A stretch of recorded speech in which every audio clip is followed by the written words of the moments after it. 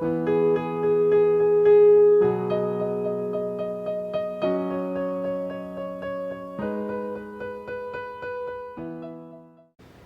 morning, everyone. Thank you very much, Harvey, Josh. Today we're going to be in Psalm 62, so if you have your Bibles, please open there. So it's summer, and if you're like most people, summer is a time when you go on vacation, or because you have time off, you're going to work on your house, get some projects done, or maybe even just take some time relaxing, soaking up the sun. If you're a university or college-age student, summer might be more closely associated with pulling up in an ice cream shack or working a construction job that has too many hours and not enough pay. Or you might even be lamenting the loss of some traditional summer activities like camp or concerts that we can't have this summer. But either way, one thing that summer is most closely associated with is time off. However, with all this activity, one thing that we might find, and I know I have found, is that despite ample time off, we're not always rested. This may sound ludicrous. If we have time off, how could we not be rested? It might even sound scary. Time off. Time off is what makes me more anxious. Time off is the opposite of rest, because when I can work, then I can rest at ease because I know everything's done.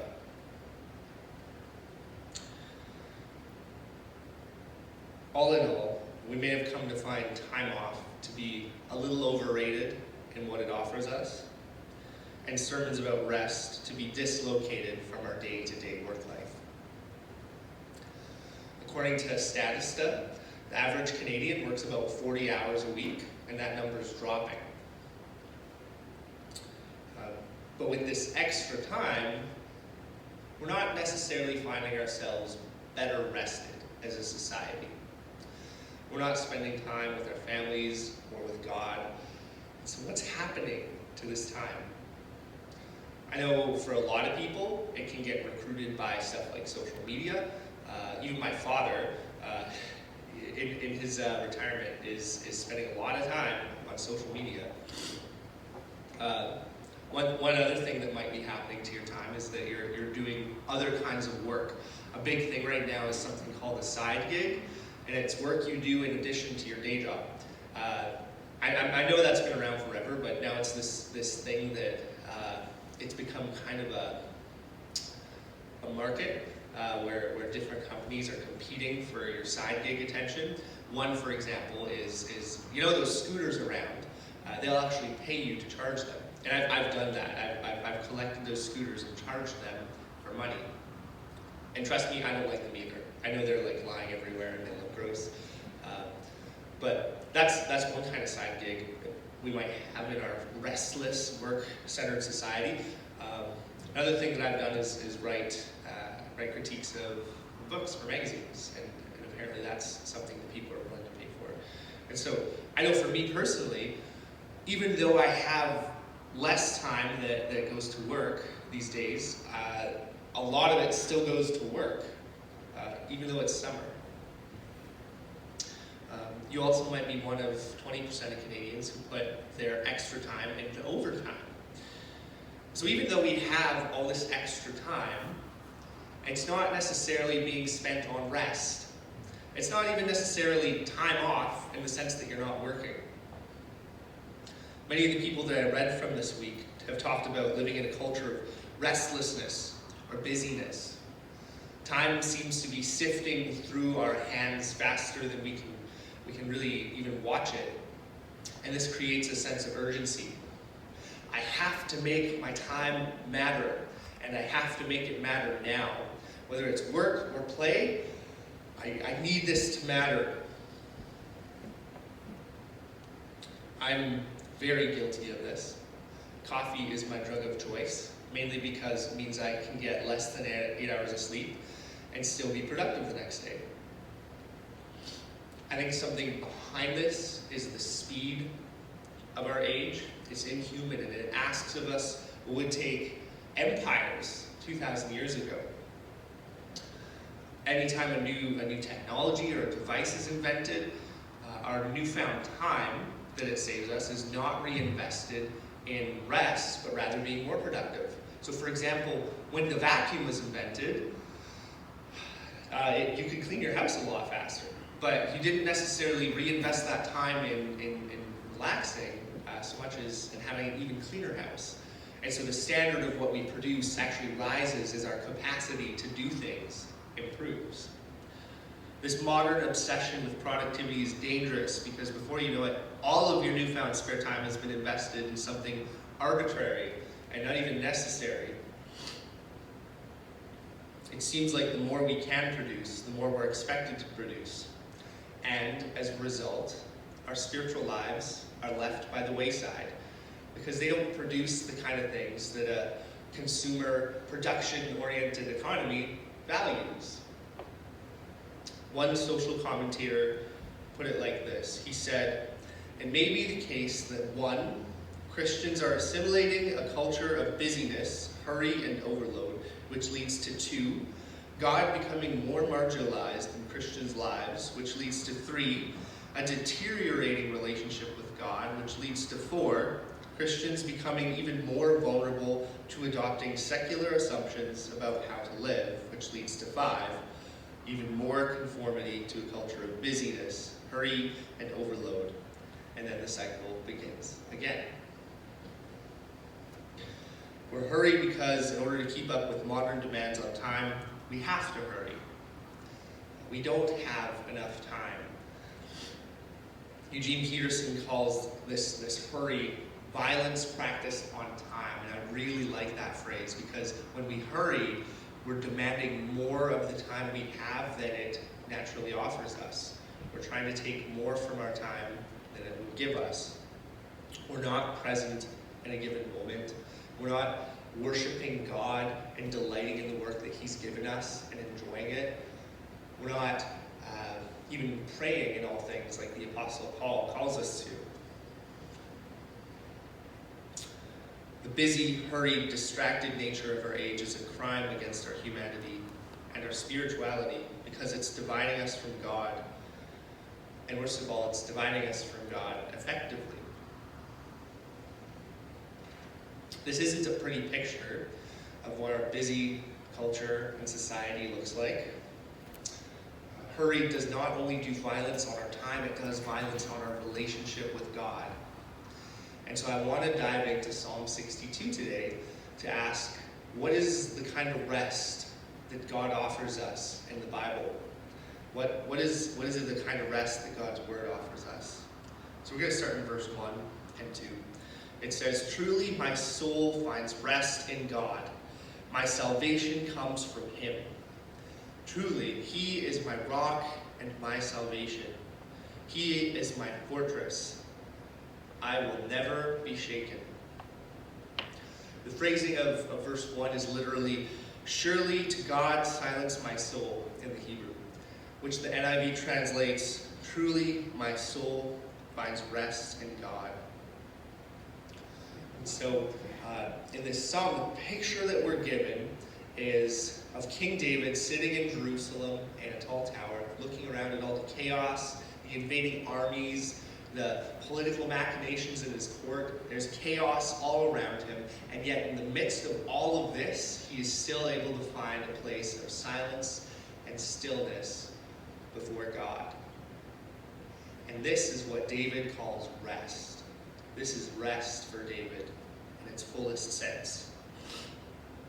In a world consumed by busyness and productivity, I find this definition of rest very attractive. As a child, I detested waiting in silence. I found that to be the awful time in between playing. I didn't have much patience for it. I can still remember being on vacation once.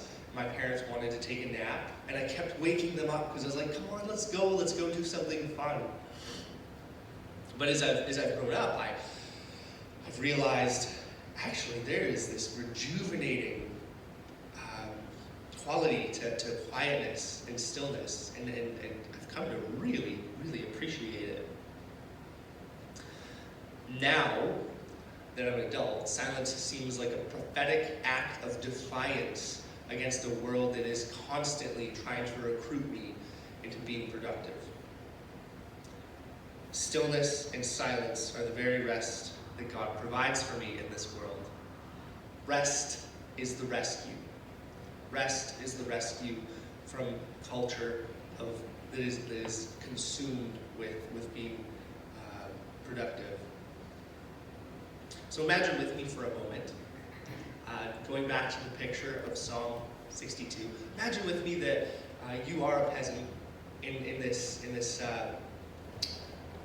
Judean countryside, and you eke out a living growing figs and olives.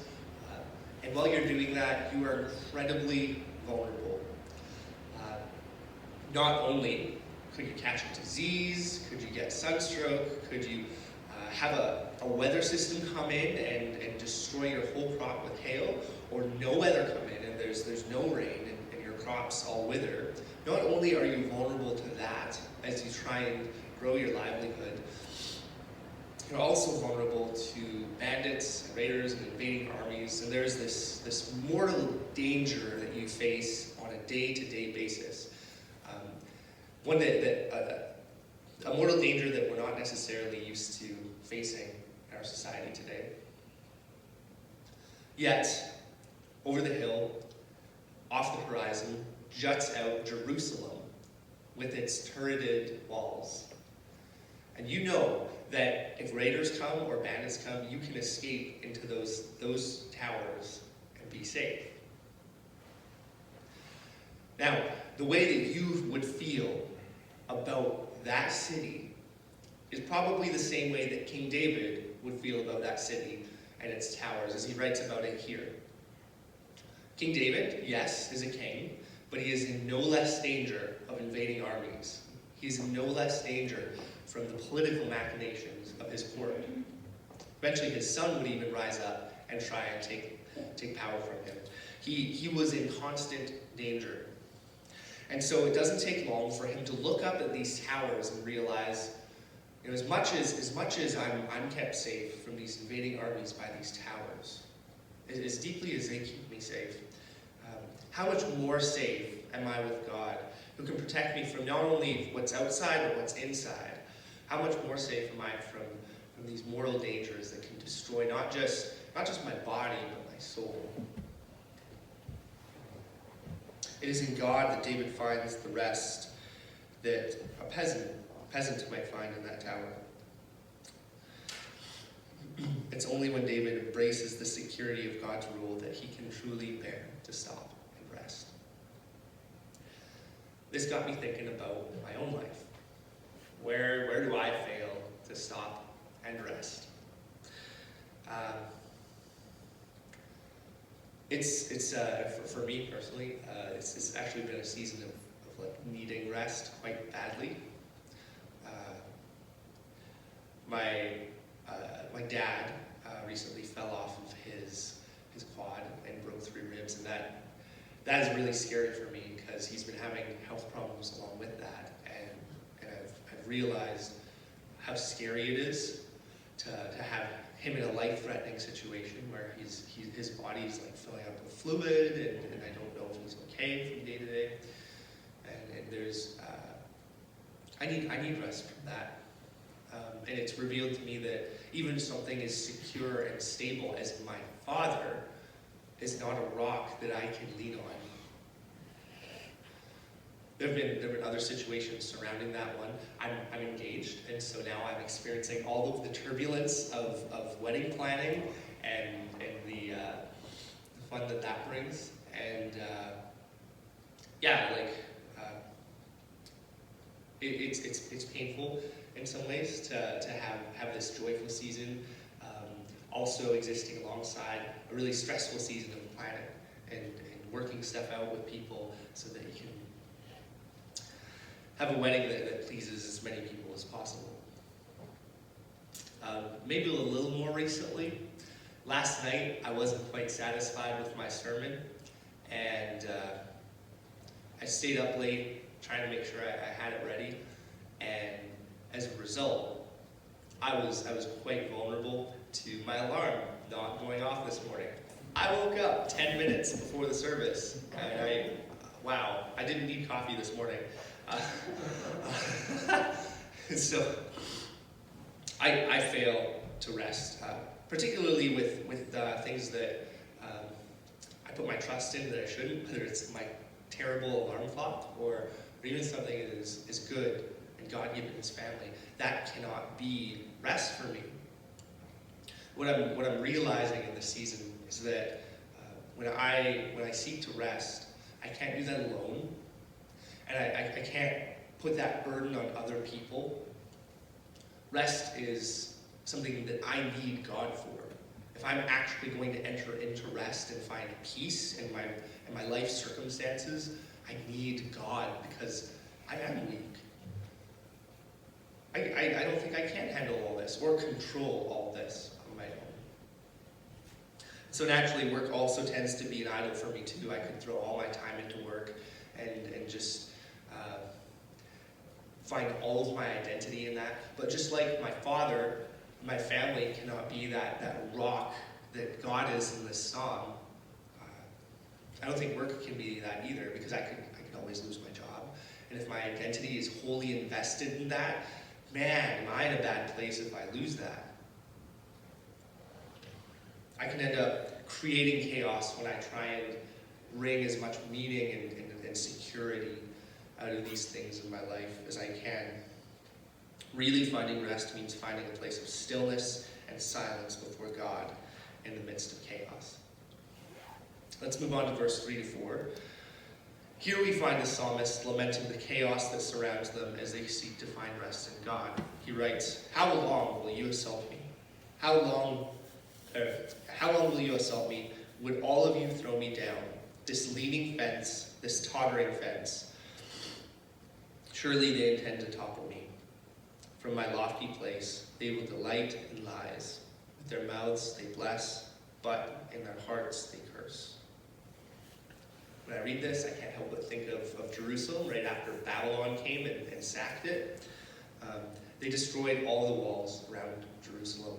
And in the books of Zechariah and Nehemiah, you read about the story of how Israel, the remaining Israelites, have to build up the walls.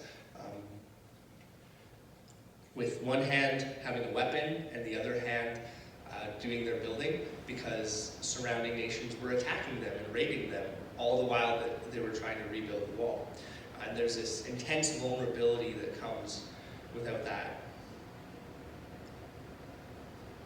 This is the state that Jerusalem was in after the Babylonians had besieged and conquered it. They were vulnerable to a crisis.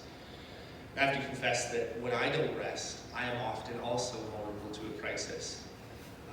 Again, pointing to this morning as an example, because I went to bed late, I was very vulnerable when my alarm did not go off. But more deeply, when I don't rest, I'm not prepared for arguments with people, for encounters where I need the emotional stability and the confidence and the patience to make my way through it.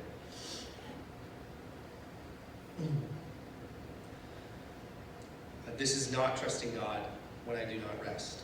This is abandoning God in favor of, well, in this case, work. Actually resting, whether it be from war or work, means trusting God enough to find silence and stillness.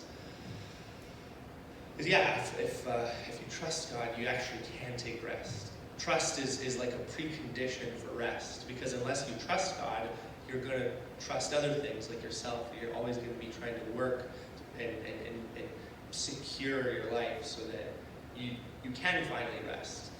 But the work never ends. Mark Buchanan tells a story about his mother in his book, The Rest of God, where she has this really large garden in British Columbia with a big boulder in the center of it.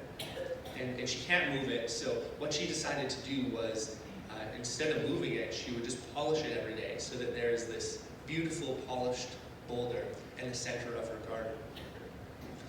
So one day, she was polishing this boulder, and she begins to notice this gold dust coming off of the boulder. She polishes harder and harder, and she sees more and more gold dust starting to appear. She quickly catches gold fever and starts sanding this thing even harder and harder. And pretty soon an hour goes by, and she's exhausted, and she sits there with her hands in her lap, panting. She looks down and she sees that her wedding band had been ground paper thin. Without resting, she was vulnerable to destroying something that was really valuable in her life. And so are we. When we fail to stop and rest, we are deeply vulnerable. The Israelites faced a similar crisis of rest as they escaped Egypt.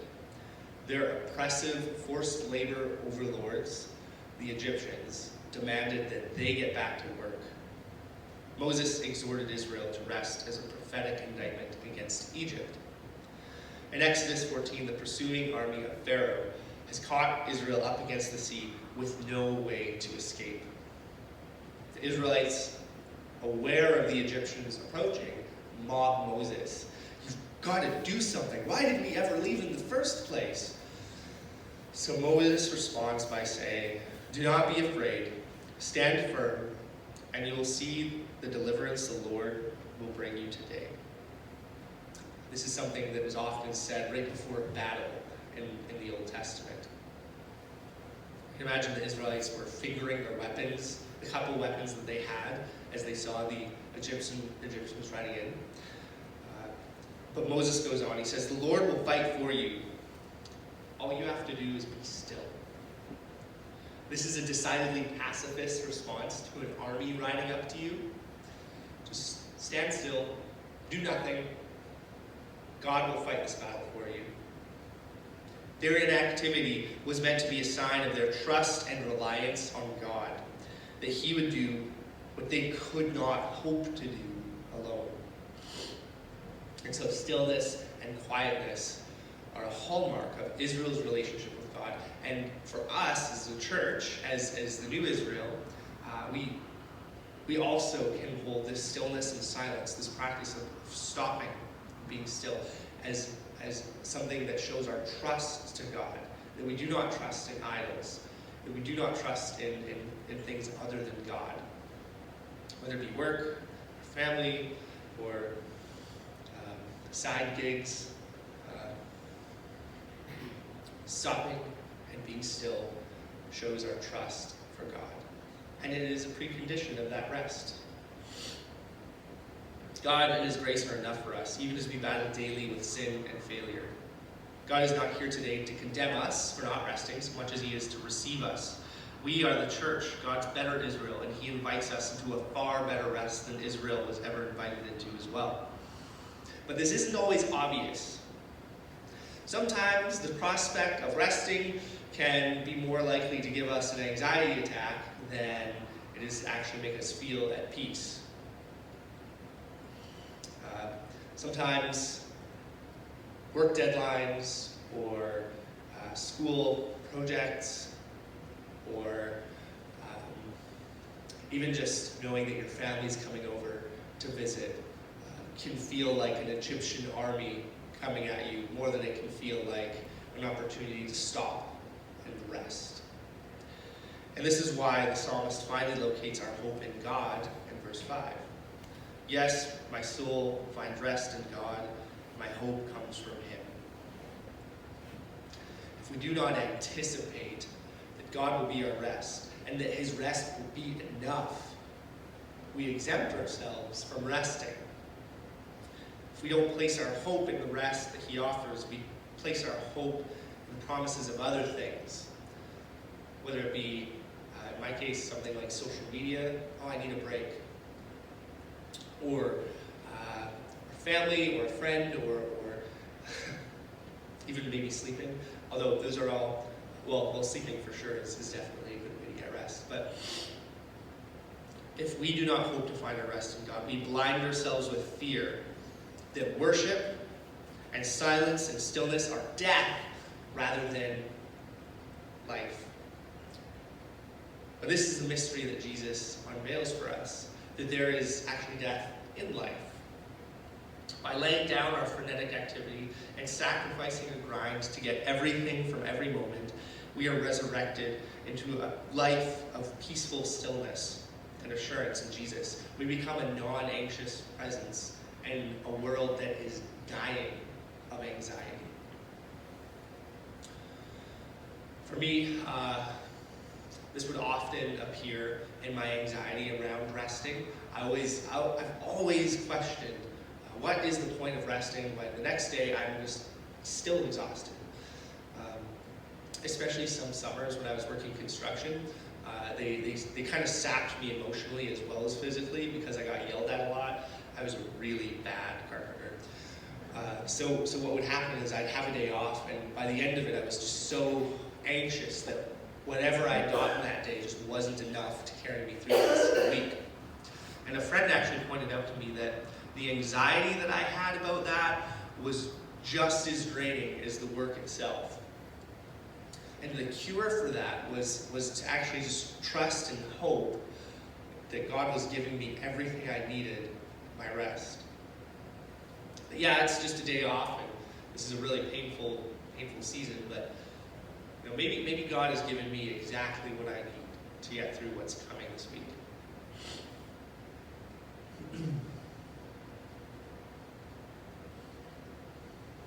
Yes, I was tired, but my anxiety about that was almost just as draining as being tired itself.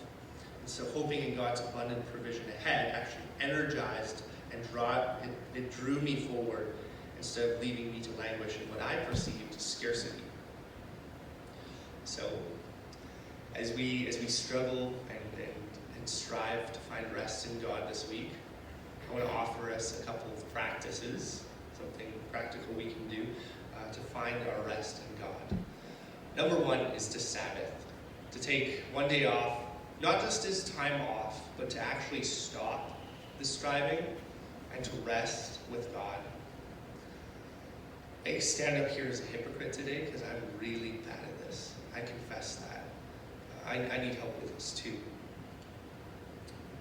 But I can't tell you what failing to Sabbath does. Failing to Sabbath means investing too deeply in your work and not enough in what you're working for. Failing to Sabbath is worshiping your work over and above the things you work for. It's idolatry of the work itself. And the cure for this idolatry is to stop working for one whole day every week and to remember the one that we rightfully worship. The second thing that you can do as you Sabbath is to let go. Verses 5 to 7 of our passage today repeats what's already been said. But then in verse 8 it says, "Trust in him at all times, you people. Pour out your hearts to him, for God is our refuge." The kind of rest that we're looking for today, the rest that's more than time off, it does have a cost. And that cost is our vulnerability with God. The word the psalmist uses here in Hebrew means to pour out your hearts to him with no reserve, with nothing held back.